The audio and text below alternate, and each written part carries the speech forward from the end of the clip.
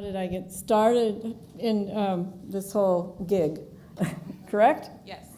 Um, And what advice you would have for somebody like me who's just starting grad school, who's interested in going in that direction? Okay, so I'm going to answer in two different ways. Okay. The way I got started was by sheer happenstance. As you know, we flooded in 2008, and I got a lot of visibility because of that. The coordinator for Ocean Teacher was looking at the same time for someone to teach for Ocean Teacher in Belgium, and heard about me through ALA and other avenues, and so she just called and asked me. So, but probably this advice is more useful to you. You saw the one photo where I had an assistant. Her name is Caitlin Moore, and she was working in my lab at the time that I was teaching in Belgium, and just asked if she could come along. She also got to go to Peru to work with one of my colleagues there. So for you, the best way to get started on this is to find someone like me who is already doing that and wiggle and squirm your way in. And we're very happy. We love to mentor. We may not have the funds, but we're usually we're pretty innovative with finding ways to assist. And Caitlin was so successful that she's been invited back when I have been.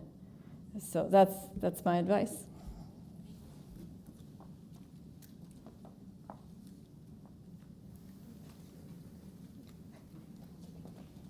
Any other questions? No? Marta? Yeah. This is Kitty Nicholson. I have a question for Beth. Thank you very much. We're also pushing out in different social media. Could you say a little more about optimizing search engine capture? Because I know about it in principle, but I really don't know what it means. I mean, tangibly, what should we be doing? Yeah, I knew someone was going to ask me that. So, you know, we are extraordinarily lucky at Duke. I'm looking down because I actually emailed our IT person to ask that question because I knew that would come up. So if I can get into my email, I will tell you what she told me. No, we are extraordinarily lucky to have incredibly supportive IT people who will allow you to experiment and do all sorts of things. And they do all the hard work of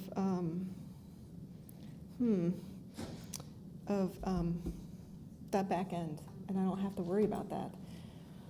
But, and of course I can't get in. So what I remember of that email when I read it at 4 o'clock this morning was she said, search the web for optimizing your web. But it does include things. There are things you can do within your blog posts that will catch the crawler's eyes, and that's including getting those keywords, using those hashtags. Using headers. A lot of people don't realize how important it is to actually use those headers rather than just bolding them or making them bigger, just because a lot of those search engines, as I understand it, and maybe someone else can explain it better, they're looking for those things. Those bots are looking for those things. I know that you can tweak your metadata. So that's the stuff that's, you know, behind the scenes in the headers and things that's in the HTML code, and I've done some of that. You know, I actually learned HTML back when you had to learn HTML, so, but I think there's ways to do that easier through a lot of the programs now. But putting keywords and things inside there so that they're found, because all of these search engines search on different parameters. I can forward you her email if I can find it. Yeah, I will email you. Thank you. Mm-hmm. Thank you, both of you. I have one question still. So, Beth, you were using this. Hi, Doris. You were using Flash Player, I noticed, for your presentation. At least that's what it said. And I've not seen that used. And so, another tool, it sounds like, Sure. So actually, I was using Prezi, Prezi, and I'm always unsure about internet connectivity at places. So using Prezi, you can download it into a Flash player so that it's packaged and ready to go. But you can also run it online, which I could have done, but you know how that goes, right? You need three different, you back up. You need three different ways to give your presentation. So why Prezi rather than, let's say, PowerPoint or something else? What are the advantages? Not that we all love PowerPoint, right? So I find it more dynamic. I think you can, so if you start looking at Prezis, has anyone used it? A few. Have anyone seen really bad Prezis and gotten seasick? Okay, don't tell me if this was bad. Was this bad? You can tell me. Thank you. Okay. I mean, you really can zoom in and zoom out, and you do have to calm that down. That's back. It's like the beginning of PowerPoint when everybody had flashing things coming from the left and the right and up and down.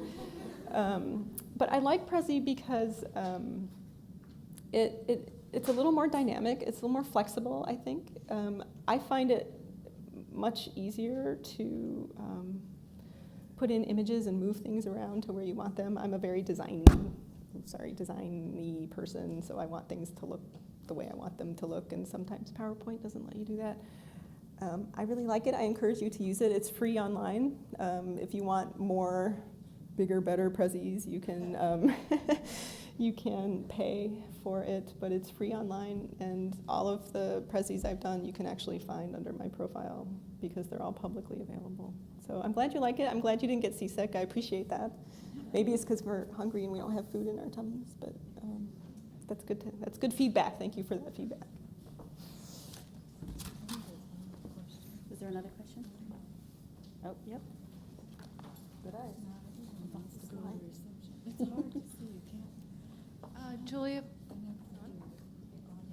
Julia Brennan, and this is for Nancy. Nancy, I've been working in Thailand over the last 5 years, and the institution I was working with just produced acid-free corrugated beef flute board in Bangkok.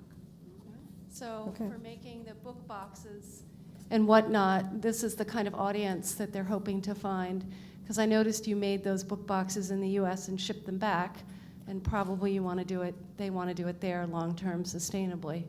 So it's available in Bangkok. I can give you the site. Okay. Or if anyone else wants the contact information, I have samples in my studio lab here in Washington.